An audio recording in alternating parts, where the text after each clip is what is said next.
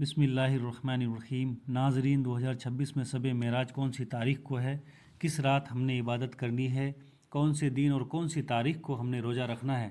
शब मेराज जो इबादत की जाती है, यानी जो नवाफिल हमने पढ़ने हैं, उनके पढ़ने का क्या तरीक़ा है, नियत कैसे करेंगे, कितनी रकात पढ़ेंगे। नाज़रीन, मेराज इंसानी तारीख़ का वो अजीम व शान वाक़या है जिसने अक़ल इंसानी को हैरत में डाल कर रख दिया। यह वह मुबारक शहर है जो खालिक कायनात ने अब अपने महबूब बंदे और आखिरी नबी हज़रत मोहम्मद मुस्तफ़ा सल्लल्लाहु अलैहि वसल्लम को करवाया। इस वाक़या के दो हिस्से हैं। पहला हिस्सा असरा कहलाता है, जिसमें आप सल्लल्लाहु अलैहि वसल्लम को रात के एक मुख्तसर हिस्से में मस्जिद हराम से मस्जिद अरा तक ले जाया गया, और दूसरा हिस्सा मेराज है, जिसमें आप सल्लल्लाहु अलैहि वसल्लम की सैर की सिदुल मुमहा तक रसाई हासिल की और अल्लाह रब्बुल इज़्ज़त से बिला वास्ता गुफ्तगू का सर्फ हासिल किया। यह सफ़र महज ख्वाब नहीं था, बल्कि जमहूर उलमा उम्मत के मुताबिक अल्लाह ने आप सल्लल्लाहु अलैहि वसल्लम को जिस्म और रूह के साथ यह मुशाहिदा करवाया। इसी सफ़र के दौरान आप सल्लल्लाहु अलैहि वसल्लम ने तमाम अम्बिया इकराम की इमामत फरमाई, जो आपके सैयद अम्बिया होने की खुली दलील है। मेराज का सबसे पहला तोहफ़ा उम्मत के लिए 5 वक्त की नमाज है, जो पहले 50 थी और फिर अल्लाह की रहमत से 5 कर दी गई, मगर अज़्र 50 के बराबर ही रखा गया। यह वाक़या हिजरत से कुछ अरसा कब्ल पेश आया, जब आप सल्लल्लाहु अलैहि वसल्लम शदीद आजमाइशों के दौर से गुज़र रहे थे। अल्लाह ने अपने नबी को अपनी निशानियां दिखाकर तसल्ली दी और कायनात के सरबस्ता राजों से पर्दा उठाया। इस वाक़ये का जिक्र कुरान करीम की सूर बनी इसराइल और सूरतुल नजम में सराहत के साथ मौजूद है, जो इसकी हकानियत पर बहर तस्दीक सब करता है। एक मुसलमान के लिए मेराज का पैगाम यह है कि वह अल्लाह तबारक व ताला की कुदरत पर कामिल यकीन रखे और नमाज को अपनी ज़िंदगी का लाजिमी जूज बनाए, क्योंकि नमाज ही मोमिन की मेराज है। यह वह मुबारक घड़ी है जब कायनात के इमाम ने बुराक पर सवार होकर जमा मक्का की कैद से आज़ाद होकर सफ़र तय किया, जो इंसानी सोच की परवाज से भी कहीं बुलंद है। इस सफ़र में आप सल्लल्लाहु अलैहि वसल्लम जन्नत और दोज़ख के मुशाहदात के शहादात के लिए मोहम्मदुर रसूलुल्लाह ने जन्नत और दोज़ख के मुशाहदात के शहादात किए, जहाँ नौकरों के लिए तैयार करदा इनामात और गुनहगारों के लिए मुकर्रर करदा सजाओं को बचस्म खुद मुलाहजा फरमाया। आप सल्लल्लाहु अलैहि वसल्लम ने देखा कि किस तरह आमाल की बुनियाद पर इंसान का अंजाम होता है, जो रहती दुनिया तक के लिए एक सबक है। इसी तरह मेराज में आप सल्लल्लाहु ताला अलैहि वसल्लम की मुलाकात मुख्तलिफ़ आसमानों पर जलीलुल कदर अम्बिया इकराम से भी हुई, जिनमें हज़रत आदम अलैहिस्सलाम, हज़रत ईसा अलैहिस्सलाम, हज़रत यूसुफ अलैहिस्सलाम, हज़रत इद्रीस अलैहिस्सलाम, हज़रत हारून अलैहिस्सलाम, हज़रत इब्राहीम अलैहिस्सलाम। हर नबी ने आप सल्लल्लाहु ताला अलैहि वसल्लम का शानदार इस्तकबाल किया और आपकी नबूवत के तस्दीक की। यह अजीम व शान सफ़र उस वक्त पेश आया जब मक्का के मुशरिकीन ने आप सल्लल्लाहु अलैहि वसल्लम पर ज़मीन तंग कर दी थी और आपके मुखलिस साथी हज़रत अबू तालिब और रफ़ीक हयात हज़रत खदीजा रल्लाहु ताला अन्हा वफ़ात पा चुकी थी। उस गम के साल में अल्लाह तबारक व ताला ने अपने हबीब को आसमानों पर बुलाकर यह एजाज बख्शा कि पूरी कायनात आपके कदमों तले है। मेराज की रात सबसे बड़ी अहमियत यह है कि यह कुर्ब इलाही की इंतहा है, जहाँ हज़रत जिब्राईल अलैहिस्सलाम भी सिदुल मुंतहा पर रूह गए। لیکن حضور کریم صلی اللہ تعالیٰ علیہ وسلم اس سے بھی آگے تشریف لے گئے۔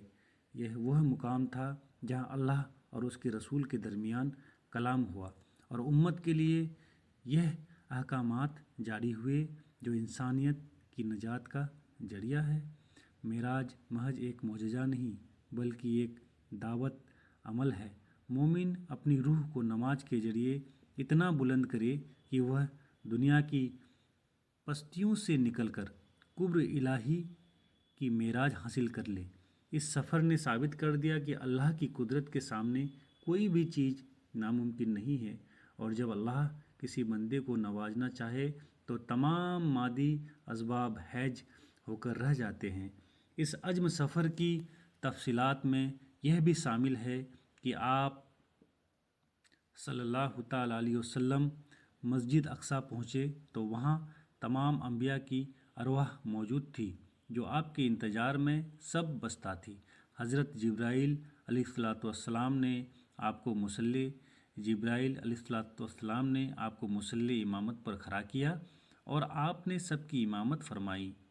یہ اس بات کا اعلان تھا کہ آپ کی شریعت سب کا تمام شریعتوں کی ناسخ اور آپ کا مقام تمام رسولوں سے بلند ہے۔ اس کے بعد آسمانوں کا سفر شروع ہوا۔ پہلے آسمان پر حضرت آدم علیہ السلام سے ملاقات ہوئی جنہوں نے آپ کو دیکھ کر نیک بیٹے اور نیک نبی کے الفاظ سے خوش آمدید کہا۔ دوسرے آسمان پر حضرت عیسیٰ علیہ السلام نے استقبال کیا۔ اسی طرح ہر آسمان پر ایک نئی عظمت اور نئی نشانی کا مشاہدہ کرایا گیا۔ ساتویں آسمان پر حضرت ابراہیم علیہ السلام کو بیت المعمور سے ٹیک لگائے دیکھا، جہاں روزانہ 70,000 فرشتے طواف کے لیے آتے ہیں، اور جو ایک بار آ جائے اس کی باری دوبارہ کبھی بھی نہیں آتی۔ اس کے بعد سدرۃ المنتہا کا مقام آیا جو مخلوق کے علم کی آخری حد ہے۔ وہاں سے آگے کی منزل صرف اللہ کے حبیب کے لیے مخصوص تھی۔ آپ صلی اللہ تعالیٰ علیہ وسلم قرب حاصل کیا اور وہ جانوروں تجلیات دیکھے جن کا بیان انسانی زبان کے بس میں نہیں۔ اسی موقع پر سور بقرہ کی آخری آیات اور نماز کا استوفا بھی ملا۔ جب آپ صلی اللہ تعالیٰ علیہ وسلم واپس تشریف لائے اور صبح اس واقعہ کا تذکرہ کیا تو مشرکین نے تمسخر اڑایا، یعنی مذاق اڑایا، لیکن حضرت ابو بکر صدیق رضی اللہ تعالیٰ عنہ نے بغیر کسی ہچکچاہٹ کے اس کی تصدیق کی اور صدیقی کا لقب پایا۔ یہ واقعہ ایمان اور یقین کی وہ کسوٹی ہے جو سچے مومن اور منافق کے درمیان فرق واضح کر دیتی ہے۔ معراج ہمیں یہ بھی سکھاتی ہے کہ زندگی کی مشکلات عارضی ہے اور اللہ پر توکل کرنے والوں کے لیے آسمانوں کے دروازے کھل جاتے ہیں۔ آپ صلی اللہ تعالیٰ علیہ وسلم نے اس سفر میں حوض کوثر اور جنت کے نہروں کا معائنہ بھی کیا اور اپنی امت کے ان افراد کو دیکھا جو اللہ کے احکامات کی پابندی کرتے ہیں۔ اس رات کی گہرائی کو سمجھنے کے لیے ہمیں سیرت طبع کا مطالعہ کرنا چاہیے تاکہ ہم اس معجزے کے حقیقی مقصد یعنی اللہ کی بندگی اور ہدایت کو پا سکیں۔ ہمیں معراج کا پیغام عالمگیر ہے جو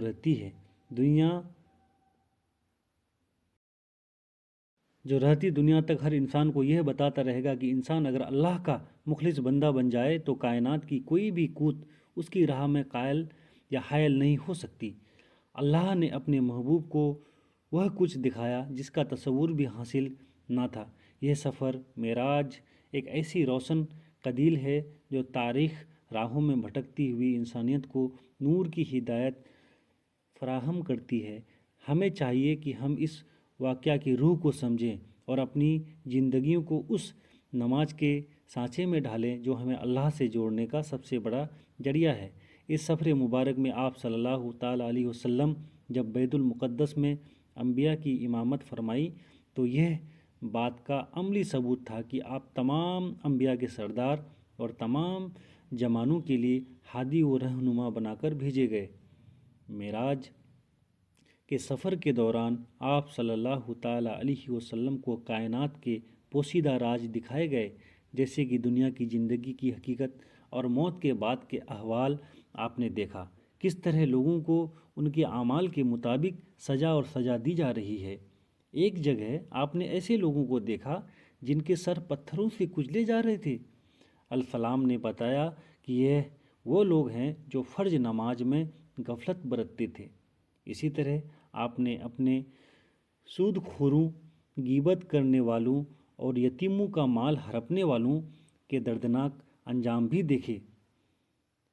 یہ تمام مشاہدات امت کے لیے ایک تنبیہ تھے تاکہ وہ گناہوں سے بچ سکے اور اللہ تبارک و تعالیٰ کی رضا حاصل کرے۔ معراج کے دوران اللہ تبارک و تعالیٰ نے اپنی حبیب کو سکینہ اور اطمینان عطا کیا۔ جب مکہ کی سختیوں کے مقابلے میں ایک ندی ڈھال ثابت ہوا، جب آپ آسمانوں سے واپس زمین پر تشریف لائے تو آپ کا بستر ابھی گرم تھا اور وضو کا پانی ابھی بہہ رہا تھا۔ یہ وہ معجزہ تھا جس نے وقت اور فاصلوں کی حقیقت کو بدل کر رکھ دیا۔ مفیکی مکہ نے جب اس واقعہ کو سنا تو انہوں نے بیت المقدس کی نشانیوں کے بارے میں سوالات کیے۔